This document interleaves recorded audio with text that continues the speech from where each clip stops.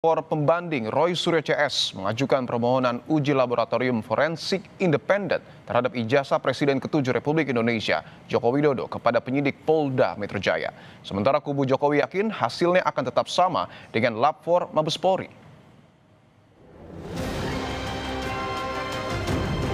Karena begini, jadi yang pertama adalah BRIN, Badan Riset dan Inovasi Nasional. Yang kedua, Laboratorium Forensik Universitas Indonesia. Mau diuji ulang oleh BRIN apa kita yakin tidak siapapun juga kita sebanyak independen. Kubu tersangka klaster kedua kasus fitnah ijazah palsu Jokowi yakni Roy Suryo, Rismond, dan Dr. Tifa kembali memaparkan kecurigaan mereka atas ijazah Jokowi yang diperlihatkan dalam gelar perkara khusus di Polda Metro Jaya. Roy bahkan meyakini emboss dan watermark UGM tidak nampak jelas di ijazah. Sementara warna pas foto Jokowi juga nampak bukan kualitas cetakan tahun 85 yang menurut Roy sudah pasti mulai pudar. Di map ini, noktah atau kotoran yang ada di sebelah kiri ini tidak terlalu nampak. Kemarin tampak sekali. Saya jadi berpikir, apakah ini barang yang sama? Jangan-jangan ada barang yang lain. Jangan-jangan, sekali lagi. Karena di sini sama sekali nggak ada watermark. Sama sekali nggak ada emboss. Fotonya sangat jelas, sangat tajam. Sekali lagi saya pastikan, 99% tidak mungkin foto ini dibuat 40 tahun yang lalu. Tidak mungkin foto sangat kontras ini. Apalagi dulu di Jogja, hanya ada beberapa studio foto profesional yang saya sebutkan dalam tulisan panjang saya. Ada Star, ada Huasin, ada Likong, ada Arta Duta, Joni Yendarta, Heri Gunawan, dan sebagainya. Kita sebagai mahasiswa nggak kuat untuk nyetak di situ. Kita nyetaknya di gerobak-gerobak cetak pinggir jalan dengan lampu petromak. Itu tahun 85. Iya, dan mahasiswa yang nyetak di sana, biasanya nyetak pas fotonya pada saat itu jadi. Tapi lihat 10 tahun, 20 tahun lagi, pas fotonya hilang, sudah memburam. Namun pemaparan Roy yang diklaim sebagai sebuah penelitian dinilai kuasa hukum Jokowi sebagai dalih untuk menghindari jerat pidana fitnah. Menurutnya, Roy CS mendadak mengaku sebagai peneliti, begitu tudingan mereka dipolisikan Jokowi. Dan perlu dicatat, di 31 objek itu tidak ada satu kalimat pun menyatakan dia sedang melakukan penelitian. Tidak ada satu kalimat pun yang menyatakan dia sedang melakukan kegiatan akademis. Sama sekali tidak, boleh cek, publik bisa lihat. Ya. Jadi clear itu nggak ada urusan akademis, urusan penelitian. Lalu setelah kami laporkan, sebulan kemudian mereka langsung merubah menyusun strategi pembelaan, mengklaim diri sebagai peneliti.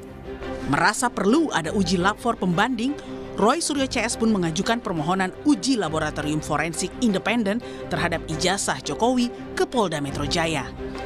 Mereka mengusulkan Badan Riset Nasional dan UI sebagai pelaksana uji lab 4 tandingan. Merespons permohonan tersebut, kubu Jokowi tetap yakin hasilnya akan sama dengan uji lab 4 Mabes Polri. Dalam konteks datang untuk meminta agar diadakan tes laboratorium forensik yang bersifat independen, yang hasilnya itu bisa kredibel, akuntabel, transparan, dan ini bisa dipertanggungjawabkan oleh para pihak dan tidak ada lagi pihak-pihak yang mengklaim itu tidak mewakili aspirasi begitu. Jadi yang pertama adalah BRIN, Badan Riset dan Inovasi Nasional. Yang kedua, Laboratorium Forensik Universitas Indonesia. Dua pilihan ini bisa diambil oleh penyidik siapa yang akan ditetapkan sebagai institusi untuk melakukan uji lab yang sifatnya independen. Mau diuji ulang oleh BRIN apa kita yakin tidak sih, siapapun juga kita oke. Sepanjang dia independen. Sepanjang independen ya. Saya nyambung aja lab. Artinya apa? Soal identik tidak identik. Apakah bisa membuktikan palsu tidak palsu? Tidak juga. Ya, itulah makanya. Ini kan suatu pengetahuan dasar dan beliau sepakat. Waktu keluar lapor dari Mabes dia bilang itu bukan palsu tidak palsu, itu identik tidak identik. Jadi kembali lagi diuji pun oleh lab lain belum tahu palsu tidak palsu. Karena dia menjawab identik tidak identik. Maka akhirnya apa? Biar di pengadilan semuanya selesai. Sementara itu, psikolog forensik Reza Indragiri menilai dalam persidangan nanti, hakim harus disuguhkan dua hasil uji penelitian dari para pihak agar hakim bisa memutuskan perkara ijazah Jokowi secara komprehensif dari berbagai sudut pandang. Mabes Polri, Polda Metro Jaya ataupun Puslab 4 semestinya kita anggap sebagai lembaga yang independen. Harusnya. Tetapi sekian banyak hakim dalam sekian banyak referensi juga mengingatkan bahwa kita tidak boleh a priori terhadap pihak manapun di ruang sidang. Pihak sebelah terdakwa dan penasihat hukumnya juga harus punya kesempatan mengajukan klaim yang setara. Sampai pada akhirnya di meja majelis hakim tersedia dua versi kebenaran saintifik. Versi terdakwa dan versi jaksa penuntut umum.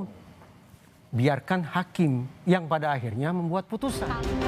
Sebelumnya saat dikunjungi relawannya pada Jumat lalu, Jokowi mengaku siap memaafkan beberapa terlapor pencemaran nama baik kecuali 3 orang, yakni Roy Suryo, Rismon Sianipar, dan Dr. Tifa. Tim Liputan Kompas TV.